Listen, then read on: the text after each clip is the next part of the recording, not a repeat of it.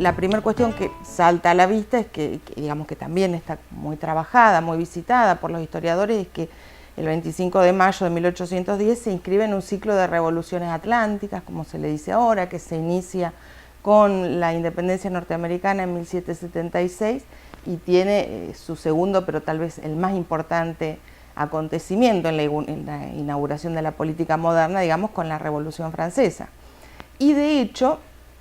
los análisis más recientes, digamos, sobre los acontecimientos revolucionarios en América Latina, que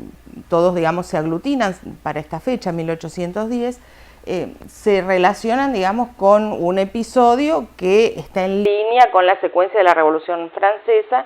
que es la invasión napoleónica en la península ibérica, digamos, porque efectivamente el ciclo napoleónico, digamos, de la revolución o el ciclo napoleónico, digamos, que hace una especie de balance y saldo de lo que queda, de lo que es necesario preservar de esa revolución, modifica absolutamente el equilibrio de poderes en Europa y la invasión napoleónica forma parte de esta modificación en el equilibrio de poderes. Y en algún sentido también, digamos, es la invasión napoleónica la que dispara hacia adentro de la sociedad española una serie de discusiones que son claves para pensar el proceso posterior, ¿no es cierto? Y esto es clave para pensar lo que pasa el 25 de mayo, porque el 25 de mayo se forma una junta en reacción ¿a qué? A que llegan las noticias de que esa junta ha sido disuelta y por lo tanto esa junta que había nombrado un virrey ya no existe. Entonces la cuestión es, ¿en nombre de quién gobierna este virrey si el poder delegante, digamos, no existe más? De hecho, se ha discutido un montón sobre si esto es efectivamente una revolución, porque no nos olvidemos que la Junta se declara a sí misma conservadora de los derechos de Fernando VII. Por lo tanto, hay posiciones que de alguna manera minimizan el carácter revolucionario de ese acontecimiento puntual. Pero digamos, a mí me parece que lo más interesante es pensarlo en perspectiva, por ahí no tanto en lo que en sí mismo constituye, sino en lo que dispara, digamos, en lo que pone en movimiento, que realmente son procesos que se van a ver, digamos, cuyo desenlace se va a ver 50, 60, 80 años después, ¿no es cierto? Que, digamos, que el acontecimiento de mayo visto en el momento por sus propios actores, tal vez difícilmente se podría concebir como revolucionario. Efectivamente hay elementos para afirmarlo, no sé, digo, Manuel Belgrano, que es un vocal de la Junta, edita en ese momento un periódico que es el Correo de Comercio, y el número que corresponde al 26 de mayo no tiene ninguna referencia a lo que pasó el 25, ni tampoco el número siguiente, ni el número siguiente. Tendríamos que esperar mucho tiempo en realidad para verlo construido como noticia, digamos, a ese acontecimiento.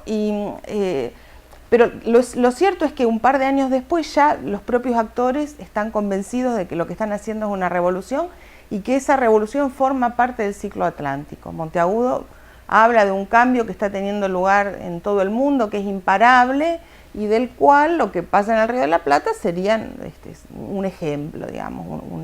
un elemento que hace visible, digamos, ese movimiento de fondo, digamos, que agita la política atlántica. Pero la otra cuestión que decía me parece importante para analizar es todo lo que dispara ese proceso. Por un lado, digamos,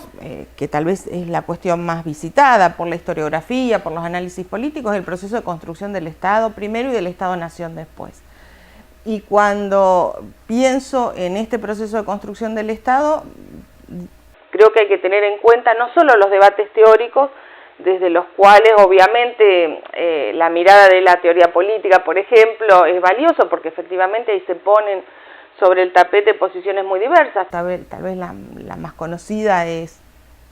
la de matriz ilustrada o rusoniana, digamos, ese vocabulario nutrido de referencias al contrato social, a la soberanía popular, a la voluntad general, que efectivamente circula en el discurso político de la época, pero también hay un amplio espectro de vertientes teóricas o filosóficas, digamos, que circulan y que contribuyen a modelar, digamos, la concepción de qué tipo de Estado se quiere construir, ¿no es cierto? Desde la propia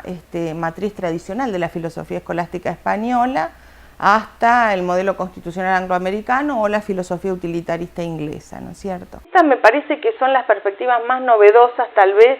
para interrogar el proceso revolucionario. Son perspectivas, además, en las cuales me parece que los que trabajamos en esta facultad tenemos algo distinto para decir de lo que ha venido haciendo la historiografía y que además, digamos, a la vuelta del proceso también, digamos, encuentran en el público, en un público que son nuestros alumnos, un tipo de interlocutor que está mucho más cerca a este tipo de problematización que tal vez un estudiante más estándar de una carrera de historia. A mí me parece que cualquier, digamos, problemática del presente tiene un espesor temporal, digamos, y que todo análisis, digamos, valioso tiene que recuperar algo de la perspectiva genealógica,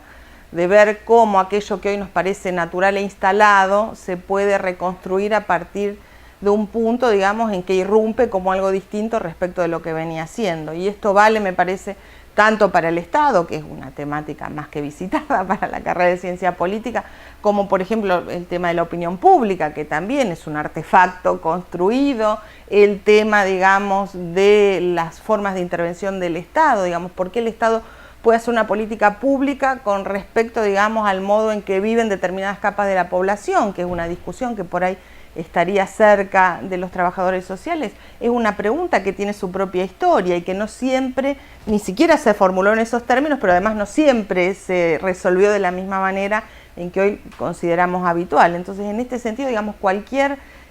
tipo de indagación sobre una problemática del presente me parece que gana en riqueza y en complejidad si le aplicás una mirada genealógica que te permita ir para atrás y mostrar justamente cómo eso que nos parece que está instalado como tal tiene su propia historia, digamos, y no siempre fue así.